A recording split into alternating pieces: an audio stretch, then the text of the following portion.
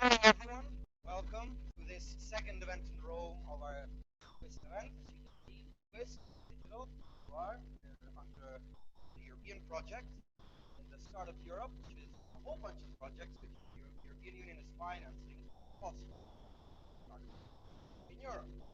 WHISS project is tying four ecosystems: Rome, Italy, us, then we have Lille, France, Stockholm, and Warsaw, trying to build a transnational ecosystem startup.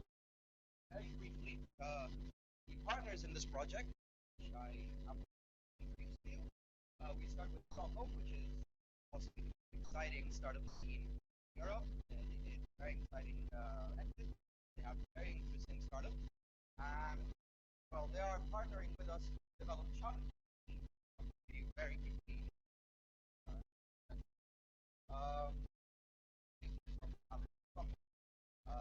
then the other partner is Lean, which is another accelerator. It's very big, 20,000 square meters. They have a lot of startups. They're pretty on startups, and we're working with them to develop. It's us, wineOwine, project.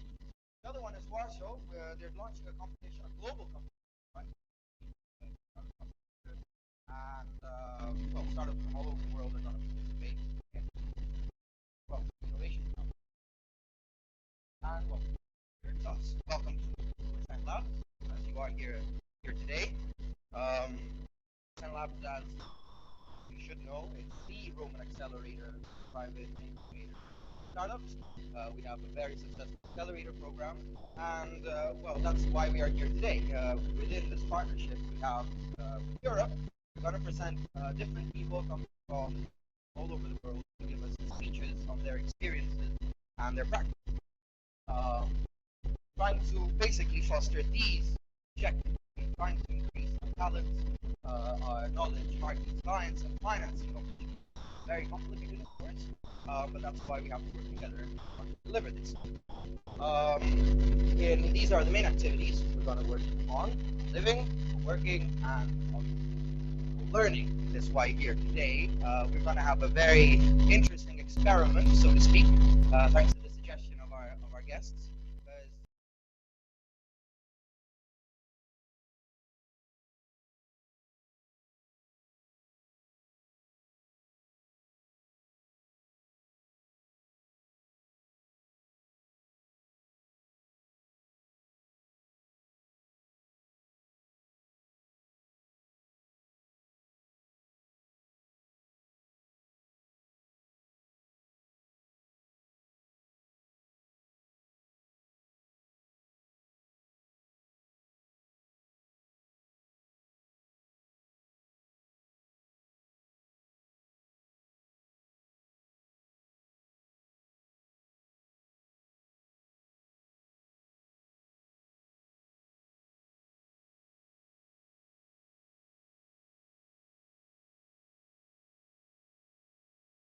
July, these are mostly from the DC world, especially Germany, so it's expanding to the DACH market. Strongest investment come.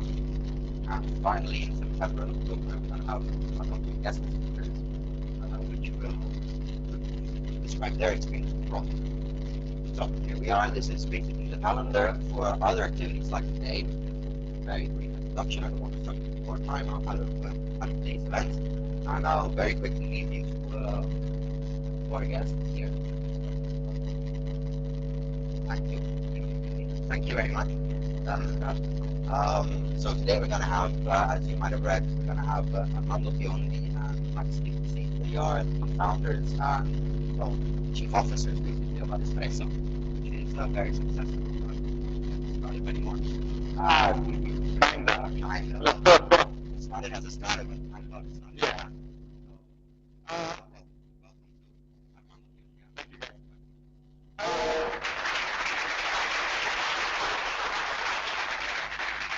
So, to frame a little bit the conversation, I'm going to give you guys like a quick overview on what we do with Espresso and why we are doing it. So, essentially, what's happening on the Facebook side of the world, And then Massimo is going to give you a more in-depth overview on Facebook advertising. And so that's the program of the next 50 minutes, so hopefully it won't be too boring. First of all, thank you for coming in person. Thank you for inviting us to the NLab guys, and thank you for everybody that's going to watch this online. So Adespresso is not a startup anymore. We do Facebook advertising optimization for small and medium businesses and small and medium enterprises. So specifically people that are spending between 5 and 50 per month, maybe up to 100 per month, but that's average. Also, if you're doing Facebook advertising and not spending this much, you probably should take a look at what we do. That's because when you start spending that much,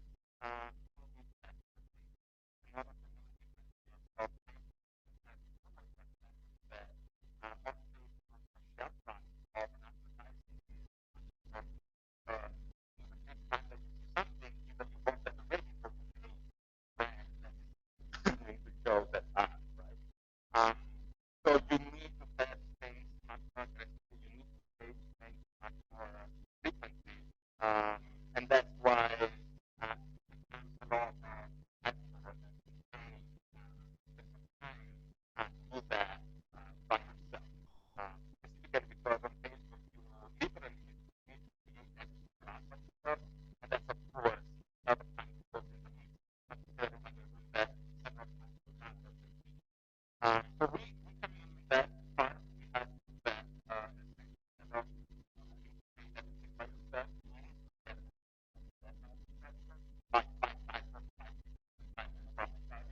And we get into that we grab from Facebook analytics and we package analytics in a way that's more comprehensible and more actionable to you. So you save both time and money because to get the same result, you get there much faster, or because to get the same results, you can spend less money since you're optimizing more efficiently with the same budget. So we are a tremendous startup company, one of the fastest growing one of the entire portfolio. They have as of now 1,000 companies across the whole world. We are the fastest growing company of the category according to Mastermark, and the company that's generating the highest number of monthly uniques of the category according to Compete.com.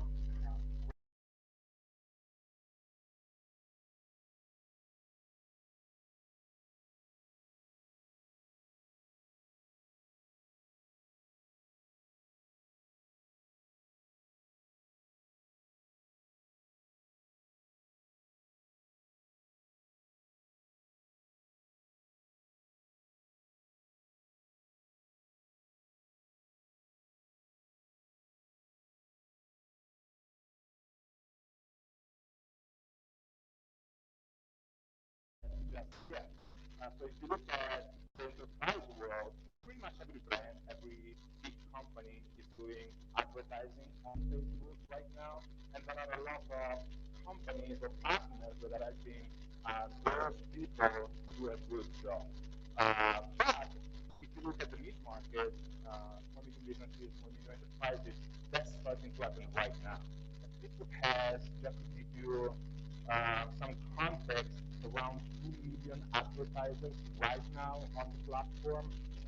That grew from 1.5 million around 6 months ago. So also Facebook is growing very, very aggressively on that side. And from where we stand, we see Facebook potentially becoming the next trillion-dollar company after Apple, which of course is very interesting because they are going to leverage a bunch of big trends that are happening, and trends of which probably considered not that much aggressively as you should have.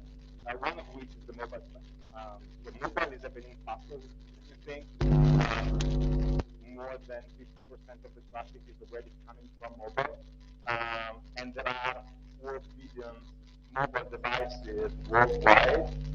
Not only that, mobile is the first real personal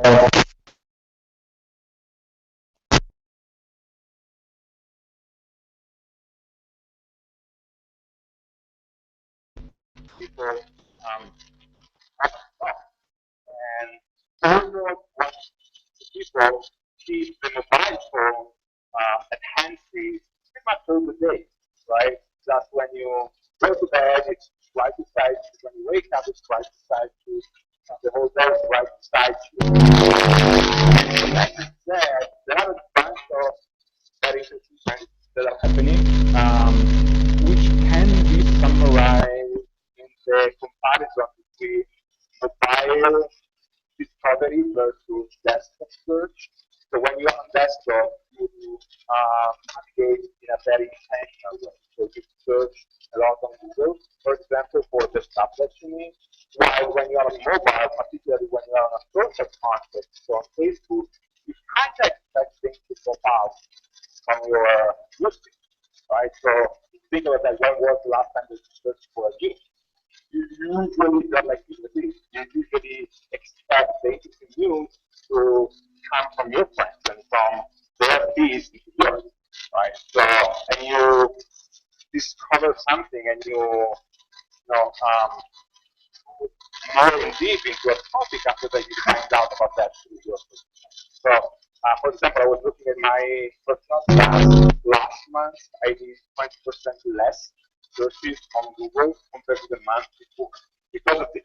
Because mobile, not mobile, right? You don't search on Google, there is the app. So it's one tap away. You don't have to write on the small screen, which is actually time consuming and kind of annoying. One that you can up and open the specific app. Um, so those are cool macro trends that are happening very, very fast. And that's why Facebook is very well positioned to generate more and more revenue. Nowadays already, the Facebook revenue is coming 73% from mobile ads versus 59% of 1 year ago. So the shift is happening. If you're not considering you are missing out on traffic that you could have. You're not considering, so you are missing out on a source of referral traffic as well. So already today, Facebook is a bigger source of traffic for some news outlets than Google, which is another pretty impressive stat if you think about that, right? So if you're not considering mobile, you're missing out. If you're not considering social discovery, you're missing out. You should probably look much more into that. And then advertising as well, where we focus. Massimo is going to share some insider tricks and secrets that you probably want to know. Okay. Well, everyone again for joining.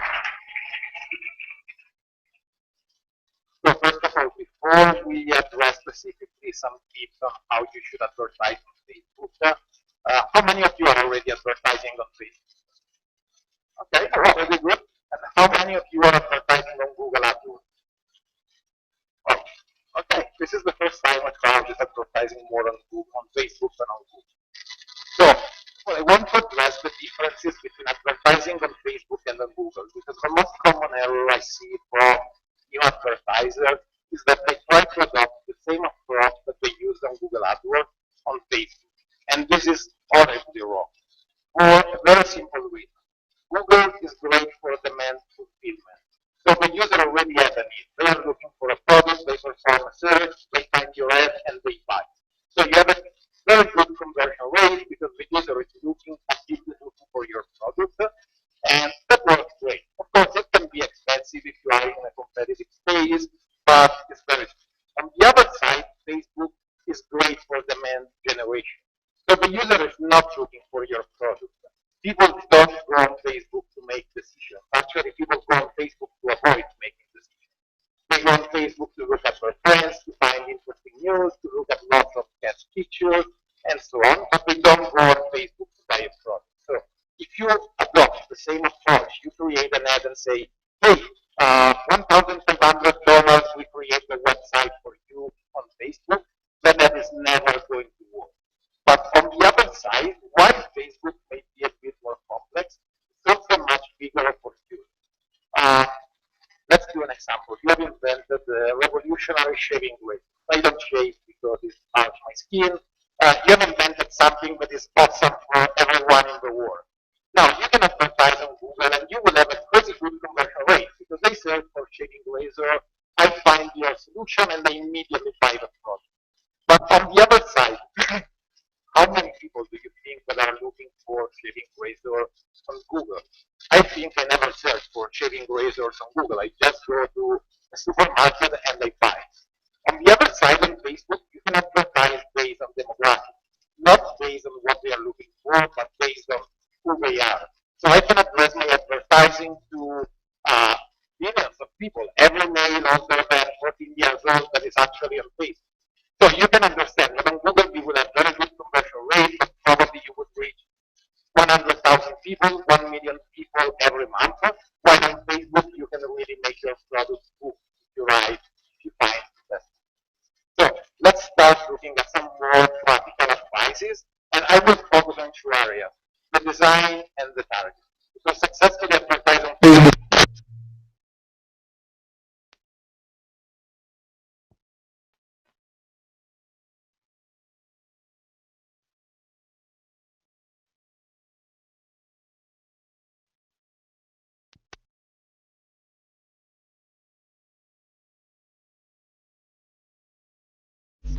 It's a solution to a problem that they have. And different customers have very different specific problems. So when we started advertising, we were like, hey, that's the espresso, we are a Facebook Ads Manager, and it was working pretty well. But then we started working with our customers, and we identified different verticals. So we have startups, and of course the focus of every startup is to grow, and we have lots of agencies. And agencies actually don't growing, growing, but they only care about optimizing on cost, time and money while they manage the advertising of their customers. We did work creating two different ads addressing their specific problem. So now we have one ad, boost your startup's growth with Facebook ads optimization, and the other one is save time and money managing your customer Facebook ads. And we display these ads to startups or to agents. This is super effective. Understand the problem of your customers and create specific ads that specifically address their problem. Then, fear. When people decide to buy something, the most important emotion involved in this process is fear. It's not excitement, it's not other good sentiment, but it's fear. People don't buy your product because they fear of losing their money. They fear that they will do fools with their friends because they wasted money on a product that does not work, and so on. And social proof is a great way to address fear. So look at this couple of ads. HubSpot is remembering you that 6,000 businesses are already using. So that's great. If 6,000 small medium businesses like me are using this product, uh, doubling What Something. 7,000 people are joining doubling What Something. And they also have Robert Scopen, who's a very well-known tech blogger, as a testimony. So whenever you can use social proof, it can be some great numbers about the number of customers.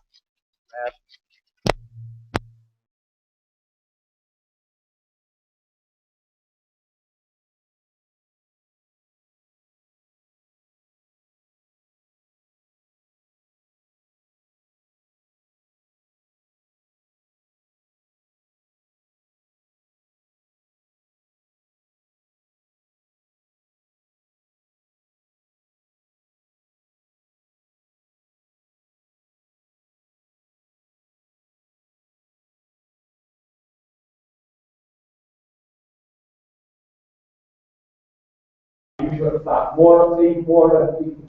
Then generics, groups like HMA, that was created. Yes. While if I say 33%, 52.7%, that looks like a real number that was actually tested.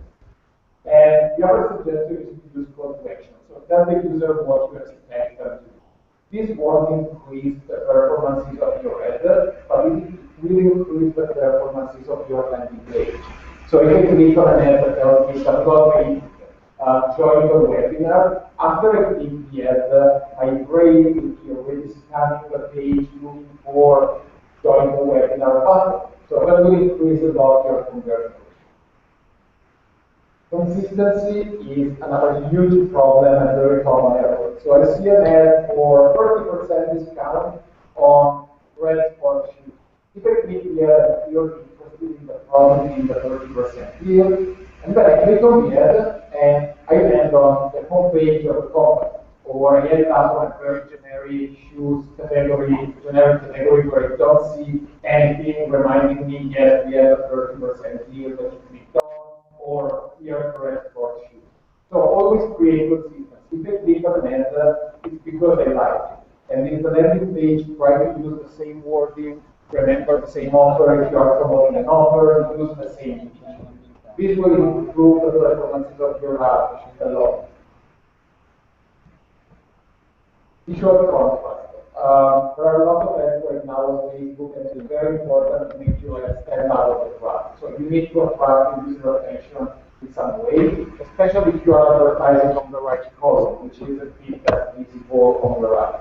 So these guys are up-to-date marketers. For example, clearly they don't care about the brand that they are promoting, they only want clicks, and they actually do transaction well, this web order. Which of course is terrible for branding. I will never create an espresso ad with this red border, but it gives you the idea. It really attracts my attention. If you see this red border marking the ad, it immediately looks like something important.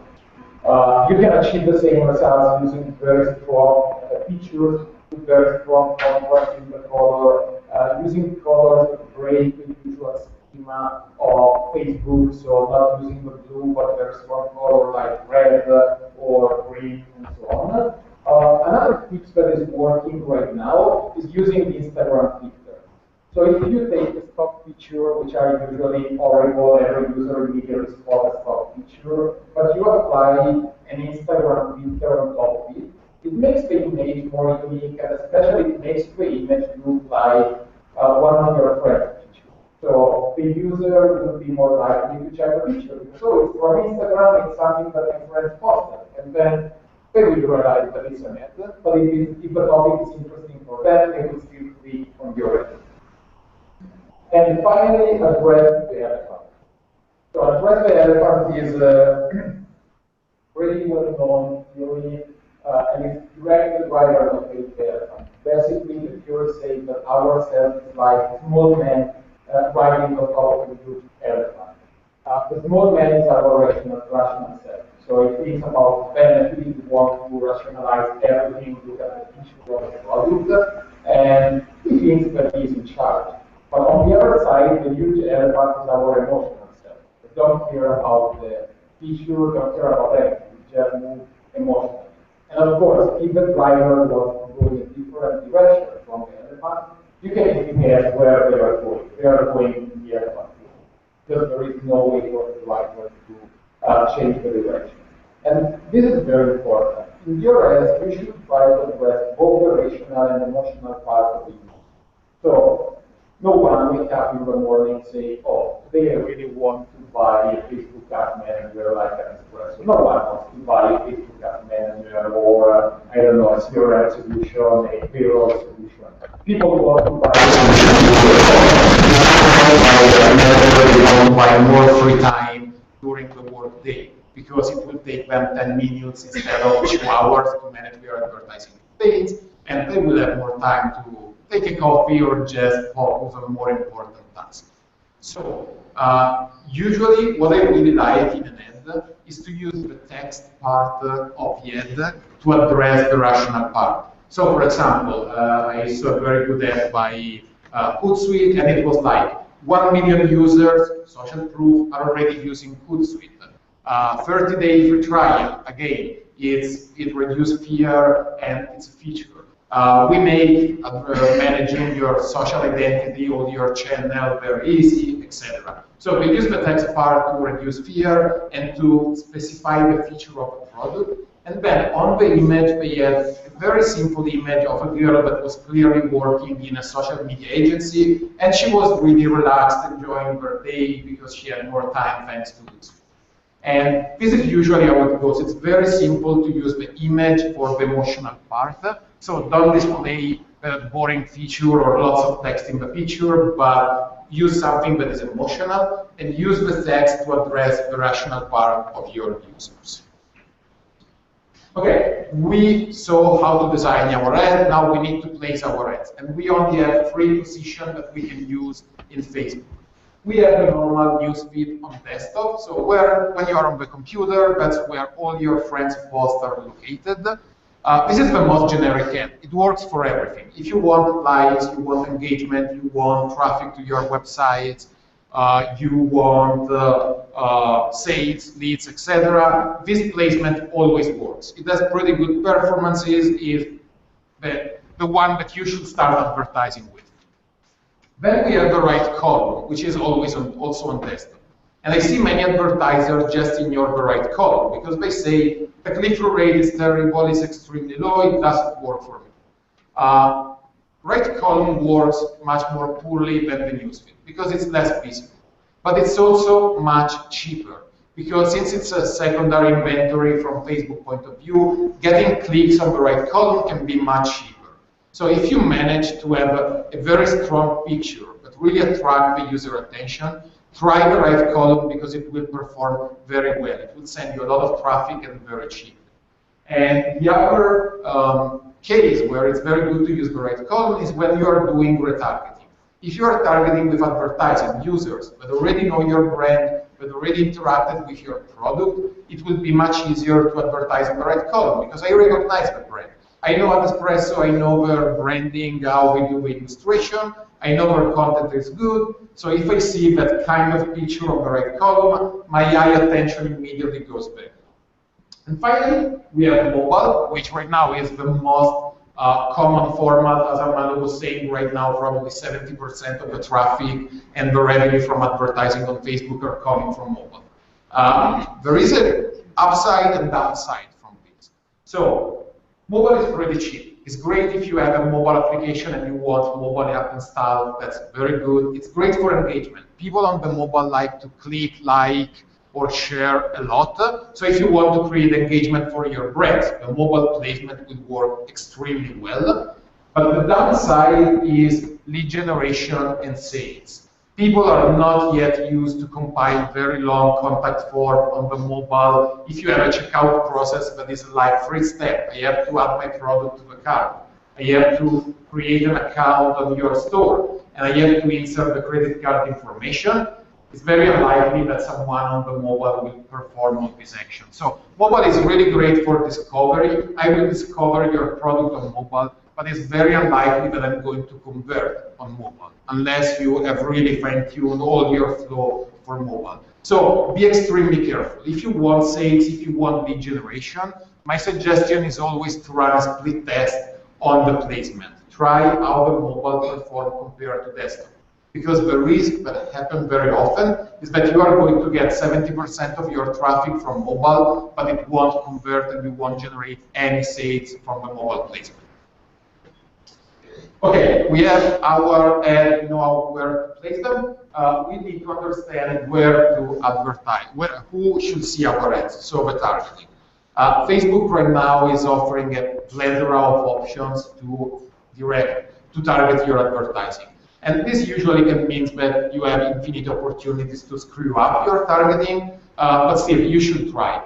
You can target by any demographic option, where people live, how old they are, what they are interested in, their purchase behavior. So you really have a lot of options. I would suggest start with a pretty broad targeting if you are just getting started, and then do more experiments and try to refine your audience with more specific targeting option, like, I don't know, people that have a household income of more than 100,000, or people that did LUISS University, for example. Don't start targeting very specific things, start broad and then refine your experiments and do better targeting.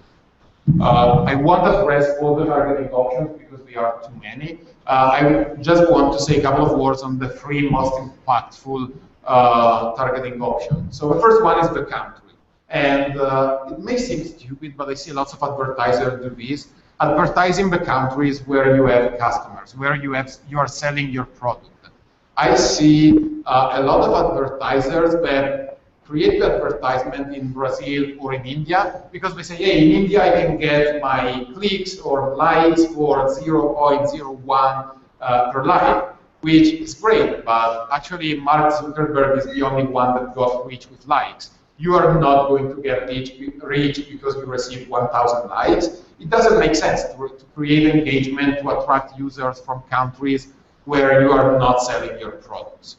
Custom audiences are another very important way to target your users, and we are going to talk more about them in a while. And finally, interest targeting is usually the first approach to Facebook advertising. You target people based on what they are interested in. And it's pretty simple to come up with interest to target for your first campaign. Your competitors, the main blogs in your industry, so you can easily find a list of 10 interests for your advertising. But as you move on, you will need to find many more interests to target, to address new audience, to increase the reach of your campaign, to spend more money as you scale. And that can be pretty tough. And what no one uses right now is simply Facebook search. You can perform any kind of crazy searches on Facebook. I can search for pages liked by marketers who like at Espresso. So I'm very specific. I'm asking Facebook, what other pages do people that works in marketing and likes at Espresso like? And I got some pretty good suggestions. Social Media Today, which is one of the biggest blogs, Facebook for Business, Fast Company, and Business Insider, that are big blogs for small medium businesses. I can even refine and ask Facebook. Pages liked by people who like both Espresso and John Hummer Digital, who's a very well-known Facebook ads blogger. And I have some more interesting suggestions. I can be generic. Favorite interest of people that like Qualaroo. And I'm using Qualaroo here to show you that you can perform this kind of searches not only on your Facebook page, but on any kind of Facebook page that you can think of. The results, of course, are influenced by your network. So if a user has private settings on their page, it won't be considering this search. So you will see that these results are a bit influenced by your friends and so on, but still, it's pretty effective. And to give you an example, this is crazy search. Groups of men under my age and more than 25 years old lives in the United States and live at Espresso. And you can see that the results are clearly influenced by the network because Vivander started is the first group that is promoted, and that's probably because of my friends. It's not an absolute results, but still, take these results with a bit grain of salt, but still they are really, really useful to find who you should target. Bidding. This is extremely boring, so I'm going to be extremely quick on this. There used to be free way to bid, so to pay Facebook for the advertising. It used to be CPC, cost per click. So I'm telling Facebook that I'm willing to pay $1 for each click. Then there is CPM. I'm telling Facebook that I'm willing to pay $5 for every 1,000 impressions. So no matter if someone clicked my ads or not, I'm paying Facebook just because we are displaying my ads. And these are the true original way of bidding that every advertising platform used. And of course, marketers always prefer cost per click because it was related to the real results that you were getting, so people clicking on your ads. Then Facebook recently introduced OCPM, which stands for Optimized CPM. You still pay for impressions, but Facebook will apply an optimization layer on top of the delivery of your ads, and will try to display your ads to people that are more likely to perform a specific action that you can specify. So for example, you can tell Facebook, I'm going to pay CPM and I want you to optimize for conversions. I want more sales of my product. And Facebook will analyze the data and will try to display your ads more and more to people that match the patterns of users that already bought your product.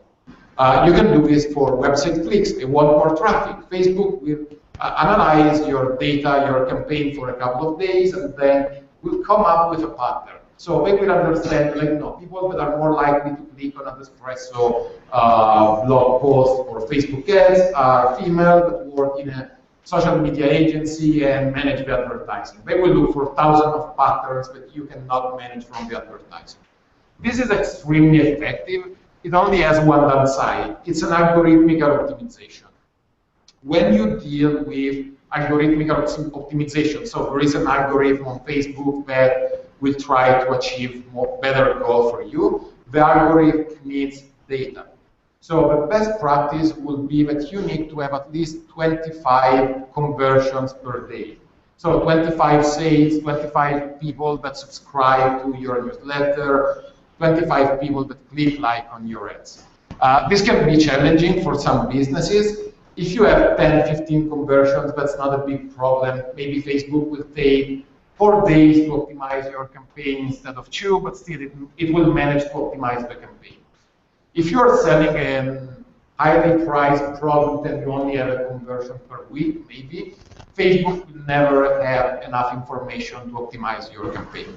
So if you fall in the second case and you don't have enough conversions every day, I would suggest you to optimize just for website clicks and tell Facebook, hey, I don't have enough data to give you to understand who's more likely to buy the product. Optimize for the website clicks and just try to send me as much traffic as possible. Or, which may be a bit more complex, but it's useful, you can try to track a conversion higher in the funnel. So maybe you only have 1 sales per day, but you have 10 people, 20 people that add the product to the cart, even if they don't buy the product. If they add the product to the cart, it's still a pretty strong signal that that's the kind of user that you want to attract to your website.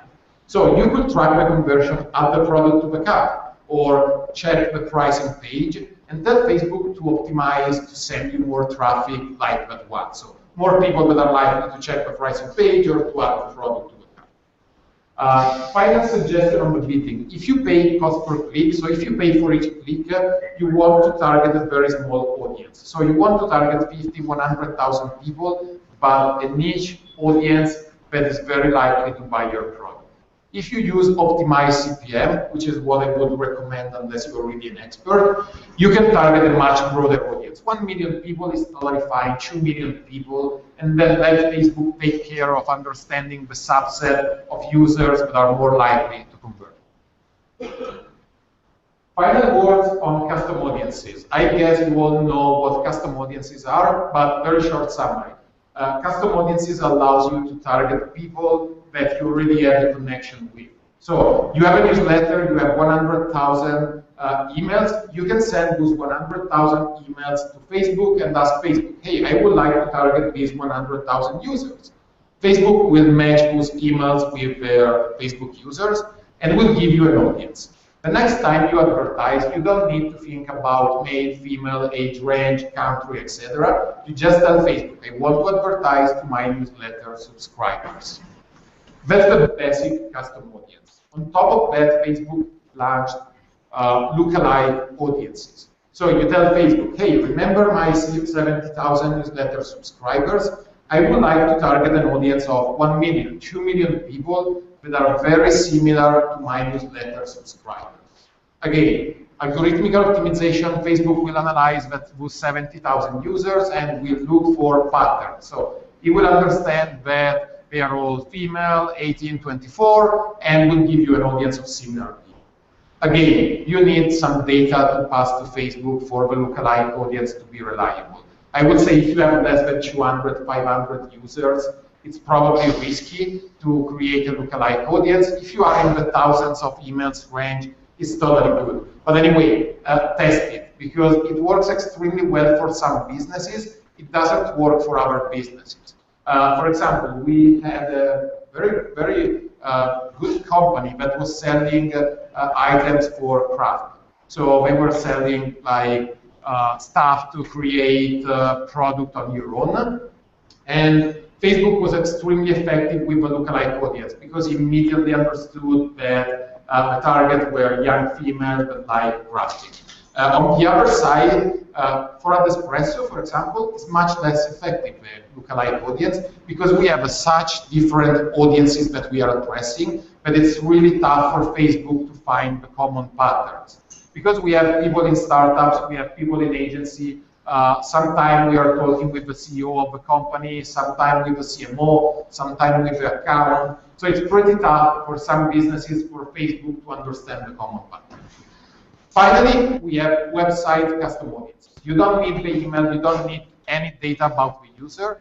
You just place a small pixel, a small JavaScript code on your Facebook pages, and Facebook will recognize anyone that visits your website.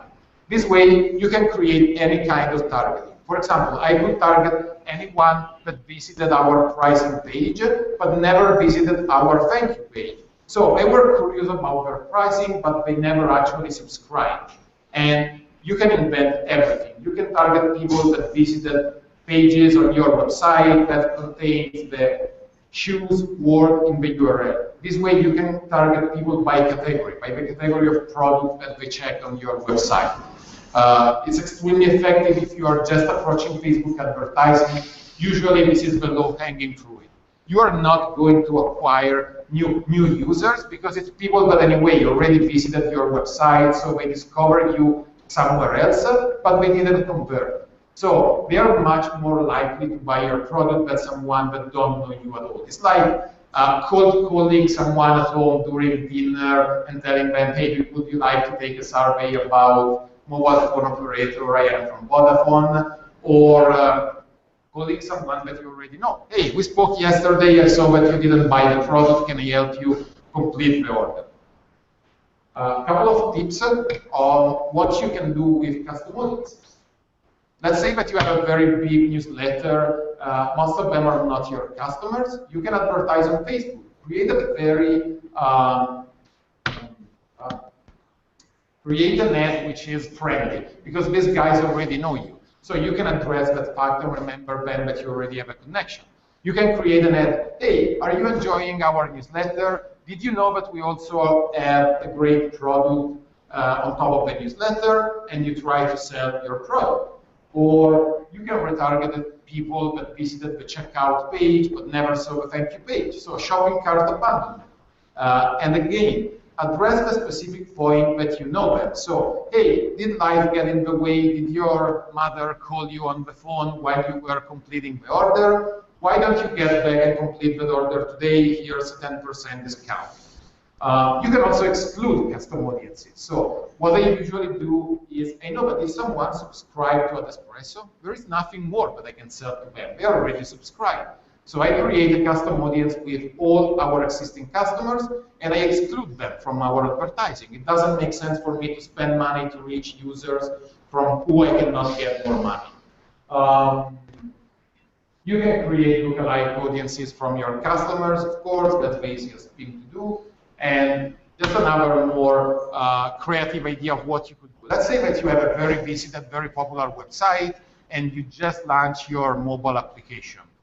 What you can do is target on the mobile, so on their iPhone, everyone that visited your website in the last 30 days and tell them, hey, we saw that you enjoyed our website. From now on, you can install our mobile application and check our content on the go more easily. So this is going to convert very likely 10 times better than an average ad targeted to someone that has a generic interest in your category. Okay, so you have already tried all of these and still you cannot generate any sales. I'm not going to say that Facebook advertising is going to work for everyone. That's why we have different advertising channels. If you are selling pipes for oil refinery, probably Facebook advertising is not the best way to advertise. But overall, I think that 80% of the businesses can successfully advertise on Facebook. Even B2B companies can really succeed in Facebook advertising.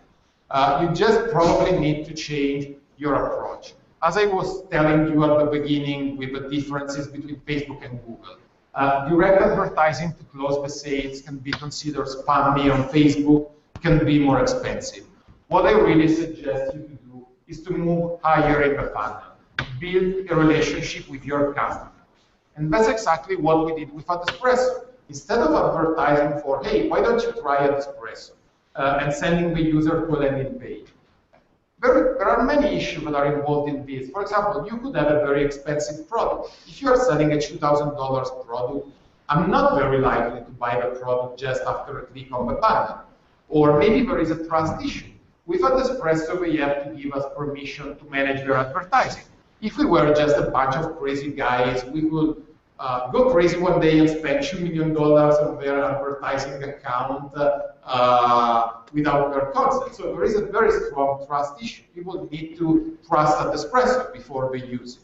And what we did was move higher in the funnel. So instead of advertising to them, hey, buy Espresso, we now provide them amazing content. So we just tell them, hey, here's a custom audience ebook. Here you will learn everything that you need to know about advertising with custom audiences. So this is extremely specific. You won't click on this ad, you won't download the ebook unless you are a potential customer for us, which is great because sometimes I see guys doing lead generation with win a free iPad, and they are in a very niche industry. That's totally crazy because everyone is going to join this kind of contest, even if they don't care about your product, just because they want to win the iPad or the iPhone. You should create very specific niche-oriented content, ebooks, lead magnet, whatever you want. If you are creating gadgets, you will give out one free gadget for the company, etc.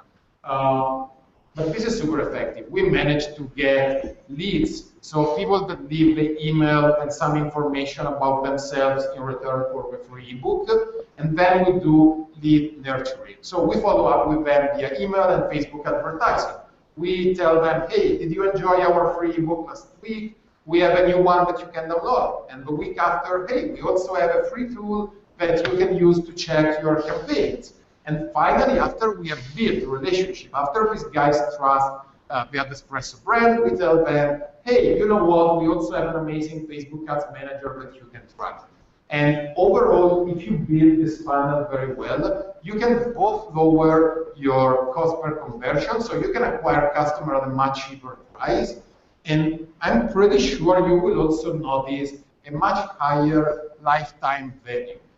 We noticed this also. Ren Fishkin from Mods was sharing a very similar finding. People that engage with your content, with your brands, before becoming a customer, have a much higher lifetime value. Because they trust you more, for example. So they say, hey, these are the nice guys from Espresso that gave me all those free buys. When we start the trial, they are much more willing to spend time really testing the product and not just signing up and then forgetting about it. And when they start testing the product, they already know how to successfully use the product because they have engaged with all our content, explaining them how to advertise on Facebook, why it's so important to split test. So building a funnel that addresses the user in all the life cycle stage is much more effective, and it's what you should do if you really want to invest on Facebook advertising, and especially if you are a B2B company. I mean, if you are selling candies for 2 pennies, you can just advertise, hey, we are selling great chocolate for 2 pennies, it's going to work anyway. But if you're selling a more complex product, this is really effective. That's all. Really yeah.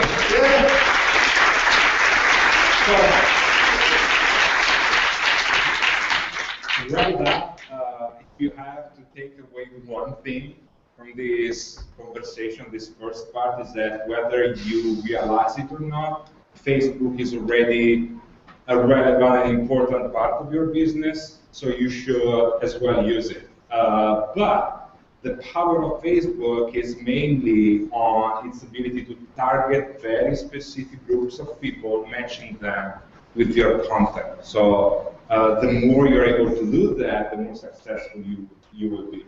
And so on one side, you either learn how to do it by yourself, or you can use resources that are already online, or software solutions, like for example Espresso, And that's it. So I think we have, was it interesting / useful so far? Questions from the Yay! Any questions from the public? One? Any more? So, quick introduction to this part. We can essentially take two main routes here. So on one side, we can talk more specifically about Facebook marketing. On the other side, we can talk more specifically about the company and Adespresso, how we grew it, the operational side, the fundraising side, 500 startups, if you're curious.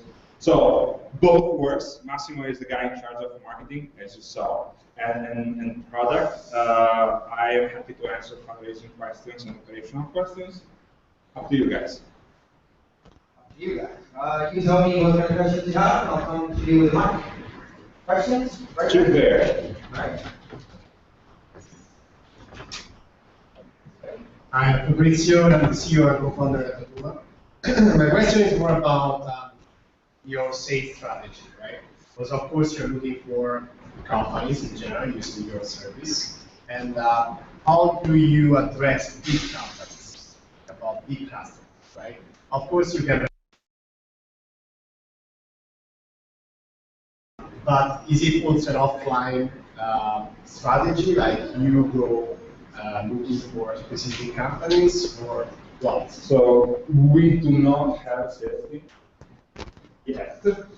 Maybe we will in the future, but so far our acquisition strategy has been 95% through content marketing. So it's an educational approach. Also because the typical use case for our customers is because of the type of customers that we were talking about, so people that are making money online, that have a budget for advertising in the 5 to 50K per month range, but with the limited expertise and no time to learn, the typical use case is that these guys look on Google for things like, I don't know, 10 tips to improve your Facebook advertising rate, or stuff like that. And so they find the content that we push out on a regular basis, they get value out of the content, and then discover that there is an actual product behind the content that can do the job for them. And so they sign up. So we have the whole funnel in place, and then we have them on the onboarding process to understand where's the value, what they have to do to get the most out of the product. But that's it. And so far, it's been working very well. Of course, this is also related to your pricing point. So on this pricing is a service solution. We have a pricing from $49 to $299. So the sales approach doesn't really make a lot of sense for us. But on the other side, if you have an enterprise product which requires a lot of touch points, etc., it makes sense to do the sales. And if you fall in that category, for example, I would never use Facebook advertising to try to convert people into customers. And you fall back in the discussion about the funnel. So if you fall in that category, what I would do probably is just create, I don't know, an industry study on your industry. Every 6 months you release a study analyzing some data that you have. You use Facebook advertising, whatever you want, to generate relevant leads. And once you get those emails, those phone number, you can move on with a sales team or with an automated email marketing flow and try to convert this kind of users. It's really, you need to find the right match between the kind of product that you have and the advertising channel. As a general idea, usually as a framework, if you have customers with an average yearly value of below $5,000 per year, it really doesn't make sense to have a sales team. If you have customers that generate more than $5,000 per year in value, yes, it usually makes sense to consider or to build at some point at least an inside sales team. So someone inside, not on the ground, but within your company that help those customers convert. And if you are considering this approach, you must read the predictable revenue. Yeah. Which is the really Kind of the Bible. Yeah, the Bible for building a sales funnel that works like this. Yeah, the author is Alex Ross, which was a VP of sales at Salesforce, up to like $100 million in revenue, and he's very, very smart.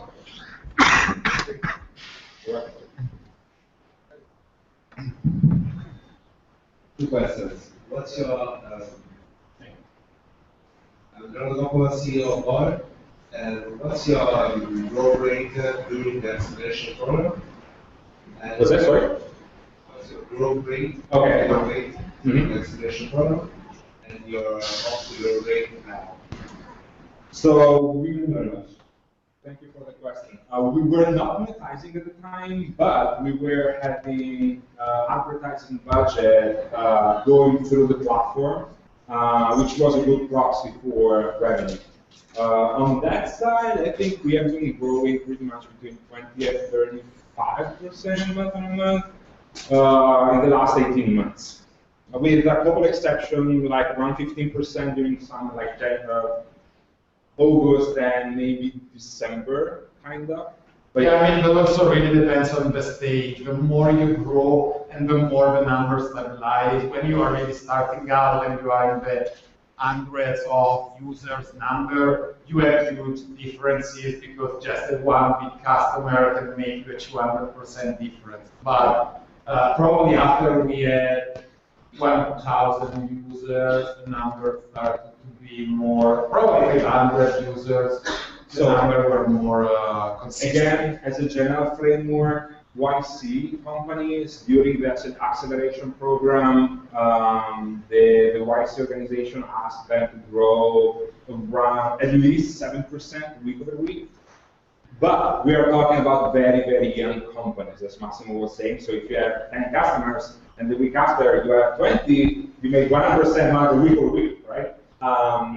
So yeah, and another thing is to be considered is that as you become a little bit more structured company, I know around $1 million ARR, for example, so analyze the recurring revenue. A good framework, so a good growth rate is between 3 and 5x year over year. If you are able to do 10x year over year, that's actually pretty exceptional. 3x year over year means 10% month per month. 5x year over year means 15% month per month. 10x year over year means 20%. So if you just focus on getting 10% or 15 or 20% month per month for 48 months, that's $100 million in revenue. That's just mine.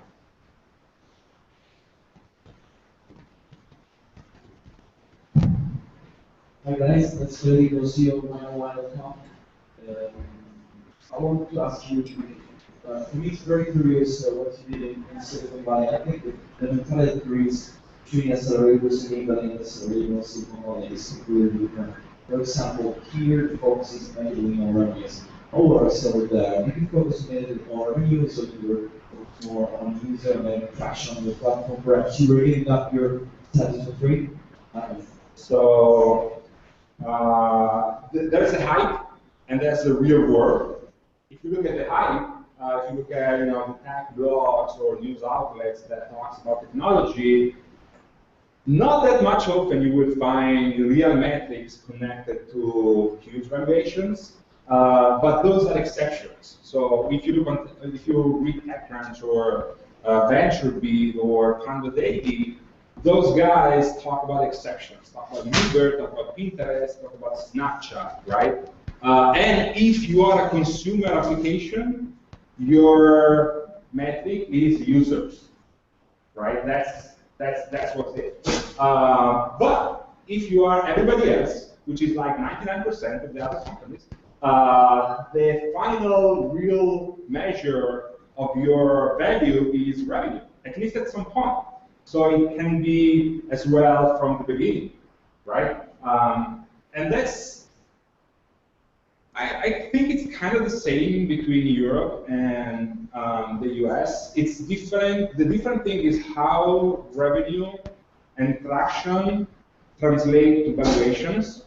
So in the US, you get a slightly higher valuation if you are in a technology hub, if you are in the Silicon Valley, if you are in the Midwest, if you are in Tennessee or, I don't know, South Carolina, it's kind of the same as Italy or Netherlands, right? But if you are in a tech hub like New York or Los Angeles a little bit and San Francisco, of course, the same revenue translates to a little bit higher valuation, but at some point, they kind of become the same. So if that was your question, okay. So focus on the revenue. It's a smart thing. One of the things, and maybe we will have the opportunity to talk about this later more. You really cannot trust investors. You can trust more customers, and because they need you.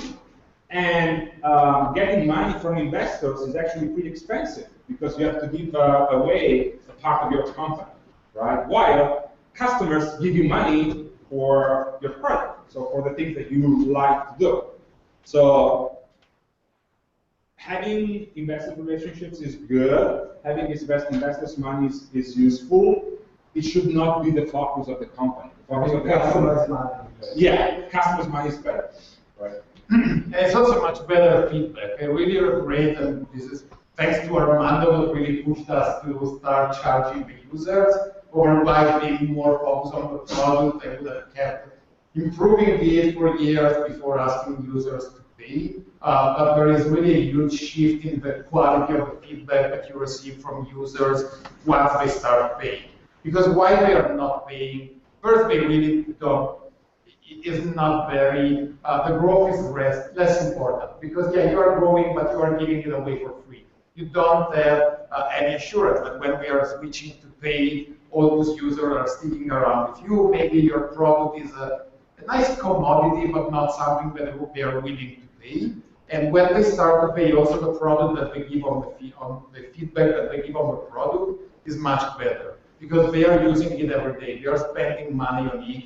And before telling whatever fancy feature that they would like, they really think about it and they really tell you what they really need right now. So you have a much better feedback once you start charging users. Yeah. And if you are not making money, you are not with the business, right? So if you want to build a business, you need to be making money. So why not start right now?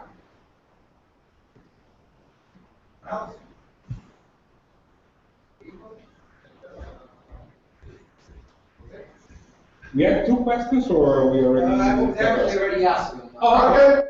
So we start with this experiment of office hours. Gonna have. Yeah, we take like 20, 15 minutes of like coffee break. Yeah, sure. Okay. Yeah. Also because the second part will be yes. Also because the second part will be off the records. So thank you for the people watching the Google Hangout. And if you want to reach out to us, founders@adespresso.com or the Twitter handle @Adespresso. All right. Well, thank you very much for coming. Thank you.